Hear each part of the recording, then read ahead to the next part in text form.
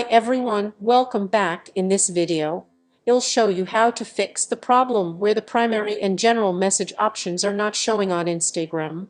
First, open your Instagram app and go to your profile by tapping your profile picture in the bottom right corner. Next, tap the three lines in the top right corner. Now, scroll down until you see Account Type and Tools. Tap on it. Where you need to switch to a professional account.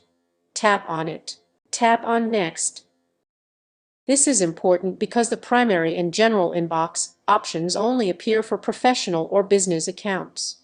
So go ahead and switch your account to professional. You can choose either creator or business. Both will work fine. Once that's done, go back to your home page and open your messages by swiping left or tapping the message icon. Now, you should see two tabs, primary and general. If you want to move a chat, just tap and hold the conversation and choose move to general or move to primary. And that's it. You've successfully fixed the issue and now have both primary and general inboxes on Instagram.